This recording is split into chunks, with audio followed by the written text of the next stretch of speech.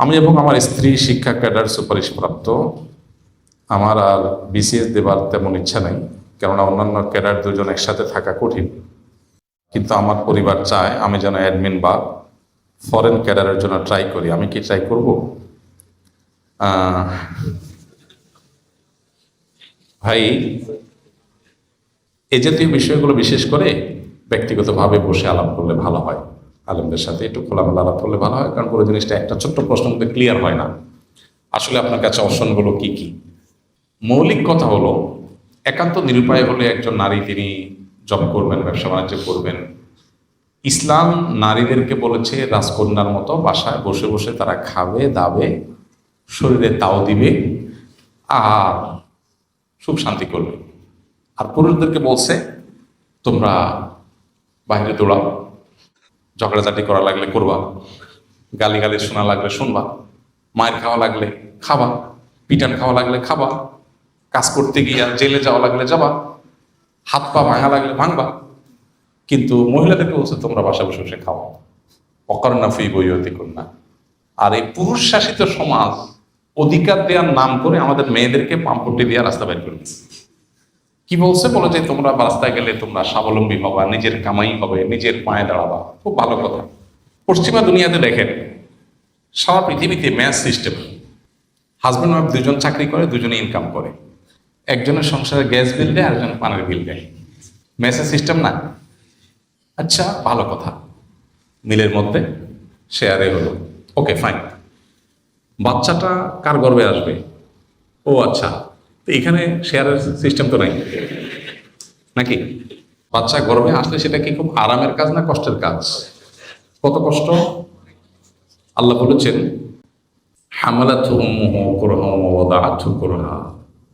মায়েরা সন্তানদেরকে অনেক কষ্ট করে গর্ভে ধারণ করেন, আর গর্ভ থেকে যখন ভূমিষ্ঠ করেন, প্রসব করেন, তখন অনেক কষ্ট করে প্রসব করেন। আল্লাহ বলছেন কষ্ট করে করেন, তাহলে এটা কত কষ্টের সেটা বলার অপেক্ষা রাখেন। এটা মায়েরা জানেন, সন্তান গর্ভে ধারণ করা। পেটের সাথে 5 কেজি ওজনের একটা ইট 10 মাস 10 দিন রাখা লাগবে না, শুধু 10 দিন রেখে 10 দিন বাইদা রাতে শুয়ে। মানুষের যে স্লিপ টেস্ট করে, যে স্লিপ টেস্ট, আমার স্লিপ টেস্ট করছে একবার বাসায় এসে, তো এখানে একটা বেল্টের মতো ছোট্ট একটা ডিভাইস লাগাই দিয়েছে, সব মিলে 1 কেজি হবে না, আধা কেজিও হবে না। কি স্লিপ টেস্ট করবে? আমার রাত্রে ঘুমিয়ে আসে না, কারণ এইটার জ্বালায় কাইতো। আরে এখানে একটা মেশিন লাগানো আছে না, আবার মেশিন নষ্ট হয় না, আমি নষ্ট হয়ে যাই। সেখানে 10 মাস 10 দিন, তাও ইট বাইন্দা রাখলে ইটে তো ডিস্টার্ব করবে না, ওটা পেছন ভেতর থেকে ডিস্টার্ব করে। আহা, কত কষ্ট তাদের। তো আল্লাহ রাব্বুল আলামিন বায়োলজিক্যালি তাকে যে ডিউটি দিয়েছেন, সে ডিউটি তারটা সে শতভাগ করে। বাচ্চা গর্ভে ধারণ করা যেটা সে করে, একটা হোক দুইটা হোক করে তো। আচ্ছা, এরপরে প্রসবের পরে সন্তানের দুধের ব্যবস্থা, রিজিকের ব্যবস্থা আল্লাহ তাআলা মায়ের পক্ষে দিয়ে রেখেছেন, সেটা সে 2 বছর ধরে করে কমপক্ষে। অনেকে যাদের ইসলামের প্রতি বিশ্বাস নাই, তাদের তার সময়সীমা মেনটেন নেই, বা কি কোরআন আমাদেরকে 2 বছরের কথা বলেছে। তাহলে 2 বছর আর এদিকে 1 বছর, 3 বছর। 3 বছর লাগাতার যে রিডিও একজন মহিলা করতে হয়, পুরুষের জীবনে কষ্ট বহুত আসতে পারে, এরকম অবধারিত কষ্টটাও নেই যে সারা জীবনে 3 বছর অবধারিত এরকম কষ্ট আছে পুরুষের জীবনে। কষ্ট হতে পারে, নাও হতে পারে, কম হতে পারে, বেশি হতে পারে, কিন্তু অবধারিত কষ্ট মহিলার জীবনে আছে, পুরুষের জীবনে নেই। তো এত কষ্ট যেটা আল্লাহ তাআলা বায়োলজিক্যালি তার উপরে চাপিয়েছেন, কেন আল্লাহ তাকে ঘরের মধ্যে থাকার জন্য বলেছেন? কেন? কারণ তার যে ডিউটি আছে, এই ডিউটির জন্য ঘরে থাকাটা উপযোগী। বাচ্চাকে দুধ খাওয়ানোর জন্য কি অফিসের টেবিল উপযোগী না বাসার বেড? তো আল্লাহ জানেন না, সৃষ্টি করেছেন আল্লাহ তাআলা, নাউযুবিল্লাহ, আল্লাহ তো ভালো জানেন, এই জন্য আল্লাহ বলেছেন। এখন আল্লাহর সিস্টেমকে চেঞ্জ করে আমরা মেয়েদেরকে বলছি না ঠিক আছে, তোমাদের তো দরকার আছে টাকা পয়সা, তোমরাও কামাই করো, পাম্পটি দিয়ে বাইর করে দিলাম। বাইর করে আমাদের কামাইয়ের যে দায়িত্ব ছিল, পুরো সংসার চালানোর দায়িত্ব ছিল আমাদের, এখন বলছি পানির বিলটা তুমি দাও, বিদ্যুৎ বিলটা, গ্যাস বিলটা তুমি দাও। তাহলে আমার ডিউটির একটা অংশ তার উপরে চাপাইছি, আর তার ডিউটি 16 আনা সে করতেছে। গর্ভে সন্তান রাখা, দুধ পান করানো, তার ডিউটি 16 আনা সে করতেছে, আর আমার ডিউটির হাফ বা একটা অংশ তার দিয়ে করাই দিয়েছি। নাম দিছি স্বাধীনতা। নাম দিছি কি? স্বাধীনতা। এটা যদি স্বাধীনতা হয় তাহলে 2 নম্বরই কোনটা? প্রতারণা কোনটা? মেয়েরা যদি বুঝতো তাহলে সেক্ষেত্রে তারা এই জগতে অন্তত পা বাড়ে। হ্যাঁ, এটাও ঠিক যে মেয়েদেরও সিকিউরিটির ব্যাপার আছে, সমাজে বাস্তবতা আছে, অনেক অমানুষ স্বামী আছে যারা কিছুদিন পর হয়তো দেনতনভাবে তালাক দিয়ে দেয়, তখন তার ভবিষ্যৎ কি হবে? তো তার সিকিউরিটির জন্য শরীয়ত অনেক ব্যবস্থা রেখেছে, সেটা বাস্তবায়ন দরকার। মোহরটা তাকে বুঝাই দেওয়া দরকার, বাবার সম্পদে, স্বামীর সম্পদে, সন্তানের সম্পদে তার যে ভাগ আছে এটা তাকে বুঝাই দেওয়া দরকার। এগুলো যদি হয়ে যায় তার সামাজিক সোশ্যাল সিকিউরিটি অটোমেটিক হয়ে যাবে। তো এই জন্য হাজব্যান্ড ওয়াইফ দুজনেই জব করা, এটা একটা সুখী, একটা আদর্শ দম্পতির জন্য কোনো ভালো কোনো আইটেম বা মডেল না। তারপরে যদি কেউ শরিয়ার সমস্ত শর্তগুলো মেনে করতে চায়, শরিয়া নিষেধাজ্ঞা নেই। কিন্তু শরিয়ার মেজাজ যদি কেউ জানতে চায়, তাহলে আল্লাহ এবং তার রাসূলের মেজাজ বা আল্লাহ তাআলার ফয়সালা যদি জানতে চায়, তো আল্লাহ বলেছেন ওয়াকারনা ফি বুয়ুতিকুন্না, মেয়েরা ভেতরের সাইডটা সামলাবে, পুরুষরা বাইরের সাইডটা সামলাবে। এটা অনেক বেটার। সম্ভবত আমেরিকার একজন প্রেসিডেন্ট ওবামা সম্ভবত, ওনার একটা সাক্ষাৎকার সম্ভবত আমি করে একটা দৈনিক পত্রিকা, আমাদের দেশে একটা দৈনিক পত্রিকা নিয়মিত প্রতিদিন প্রকাশ হতো, একজন মার্কিন প্রেসিডেন্টের সাক্ষাৎকার সম্ভবত ওবামার। তো উনি লিখেছেন ওখানে যে আমার দাদি নানিকে আমি দেখেছি তারা আমাদের ওয়াইফদের চাইতে অনেক বেশি হ্যাপি। কেন? তারা জব করতো না, বাহিরের জগৎ নিয়ে তাদের এত আগ্রহ ছিল না, তারা বাসার সাইডটা দেখতো, তারা মানসিকভাবে অনেক সুখী ছিল আমাদের ওয়াইফদের চাইতে। আমাদের ওয়াইফরা দুনিয়া দেখে এবং শপিং মলে ঘুরে বেড়ায়, সারাদিন জব করে, এদিক সেদিক যায়, এদের চাইতে তারা হ্যাপি। দুনিয়াতে সুখী থাকা, এটা যদি আমাদের মূল উদ্দেশ্য হয় তাহলে সুখের জন্য যা দরকার সেটাই করতে হবে। আল্লাহর সিস্টেমের বাইরে মানুষ সুখী হতে পারে না। আল্লাহ আমাদেরকে বোঝার তৌফিক দান করুন। এই জন্য যে ভাই প্রশ্ন করেছেন তার ভালো হয় কোনো আলেমের সাথে একান্ত সাক্ষাৎ করে কথা বলার। আমার বয়স 22+ বছর। আমি হেপাটাইটিস বি ভাইরাসে আক্রান্ত, বর্তমানে ভাইরাসটি নিষ্ক্রিয় অবস্থায় আছে। আমি বিয়ে করলে আমার স্ত্রীকে 3 ডোজ টিকা দেওয়াতে হবে যাতে সে নিরাপদে থাকে। তো আমার ভাইরাসের কথা শুনলে কেউ আমার কাছে মেয়ে দিতে চায় না। আমি বিয়ের আগে সব খুলে জানিয়ে দেওয়া পছন্দ করি। এদিকে আমার মনকে শান্ত করা খুবই কঠিন হচ্ছে, এবাদতে মনোযোগ দিতে পারছি না, মাঝে মাঝে হতাশা কাজ করে, নিজের যৌবন কন্ট্রোল করা আমার জন্য কষ্টকর হয়ে যাচ্ছে। দয়া করে আমার জন্য নির্দেশনামূলক নসিহত করুন। আমাদের তথাকথিত স্ট্যাটাস বা আমাদের সামাজিক মর্যাদার যে একটা ট্যাবু আছে, এইটা যদি আমরা ভাঙতে পারি তাহলে অনেক সমস্যার সমাধান হয়ে যাবে, অনেক সমস্যার সমাধান হয়ে যাবে। উপার্জন কম, আয় কম, চলতে পারি না, আপনি স্ট্যাটাস পায়ের নিচে পিষ্ট করে ফেলেন, দেখবেন চলতে পারবেন, কোনো ব্যাপার না। আমাদের খেয়ে পরে বেঁচে থাকার জন্য খুব বেশি অসুবিধা হয় না। অসুবিধা হয় কিসের জন্য? ভাবসাবের জন্য।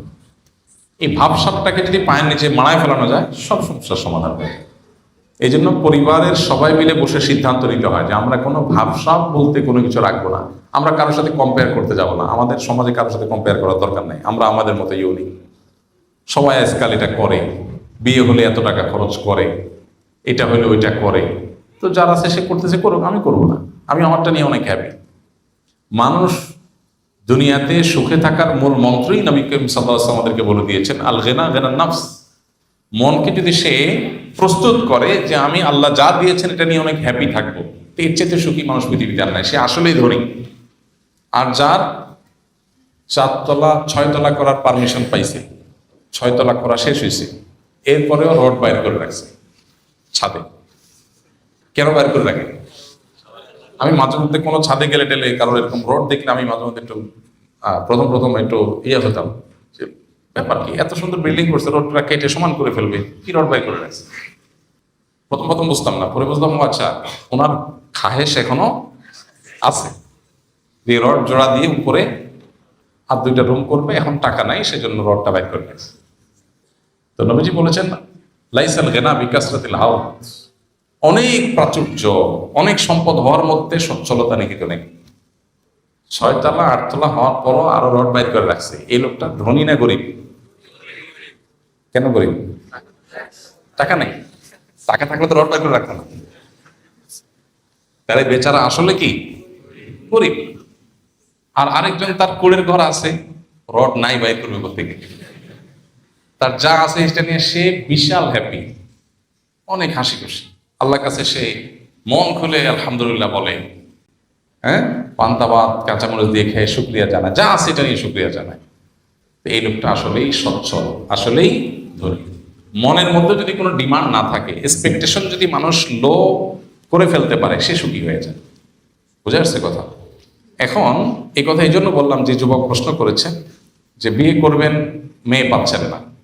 আপনি যদি, আমি জানি না আপনার স্ট্যাটাস কি বা আপনি স্ট্যাটাসের বাইরে যাওয়ার চিন্তা করেছেন কিনা, বহু মেয়ের বাবা আছেন, বহু মেয়ের বাবা আছেন যারা তাদের মেয়েকে বিয়ে দেওয়ার জন্য কোনো রকম একটা ছেলে হলেও দিবেন, পাচ্ছেন না। এরকম বহু মেয়ের বাবা আছে। আপনি যদি স্ট্যাটাস থেকে একটু নামার চিন্তা করেন, তাহলে দেখবেন আপনার জগৎটা অনেক কি হয়ে গেছে, অনেক প্রশস্ত হয়ে গেছে, অনেক প্রশস্ত হয়ে গেছে। তো আমরা বেশিরভাগ মানুষ স্ট্যাটাস থেকে নামতে চাই না, মনে করি না আমার একটা একটা মিনিমাম একটা স্ট্যাটাস লাগবে।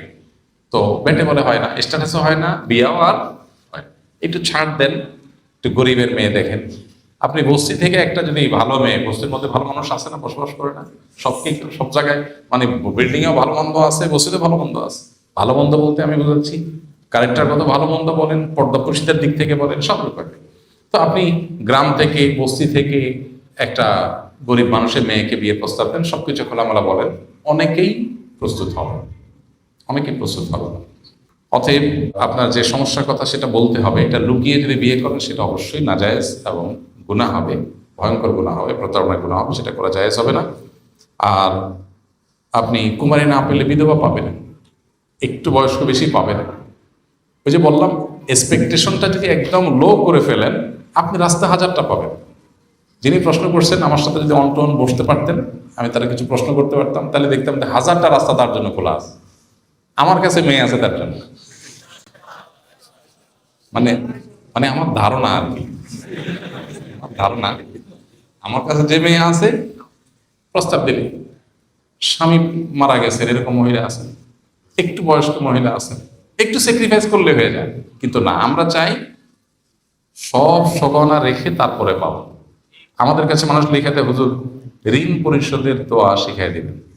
ঋণ পরিশোধের দোয়া, ঋণ কত, এত লাখ, এত কোটি, জমি জমা কত আছে, এর চেয়ে 5 গুণ বেশি আছে। তো জমি বেচে ঋণ দেন না কেন? ভাই জমি বেশি করে ঋণ দেয়, তাহলে কি কি দিয়া, তাহলে দোয়া শিখাই দিবেন। মানে ভাবখানা এমন যে হুজুর দোয়া শিখাই দিবেন, আল্লাহ আসমান থেকে একটা বস্তা পালা দিবে, ওইটা দিয়ে ঋণ দেবো, আর জমিটা আমার থাকবে। এর নাম এর নাম মুসলমান। মানুষ টাকা পাবে, আমি আমার সাধ্যের সবটুকু দিয়ে সেটা পরিশোধ করব। মানুষ বলেন যে ঋণ পরিশোধের আমল কি? আমি বললাম ঋণ পরিশোধের আমল হলো জমি জমা, স্থাবর অস্থাবর সম্পদ বিক্রি করে ঋণ দেওয়া, এটা হলো আমল। গল্লির ঠাঁও ঠিক রেখে এরপর বলতেছেন হুজুর আমল দিয়ে কিছু কাটাছিটা করা যায় কিনা, এটা তো করা ঠিক না। তো এই জন্য যিনি বিয়ে জন্য উপযুক্ত পাত্রী পাচ্ছেন না, এক্সপেকটেশন একদম জিরোতে নিয়ে আসেন যে একটা আমার চরিত্রে হেফাজত করার জন্য একটা মানুষ হইলেই হইল, তাহলে দেখবেন মানুষের অভাব নেই। কত লাগবে?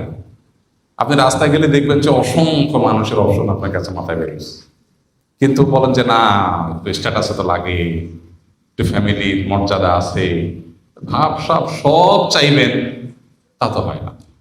এই জন্য এক্সপেকটেশন কমিয়ে আনা, এটা হলো সবচেয়ে বড় বিষয়। আল্লাহ আমাদেরকে তৌফিক দান করুন।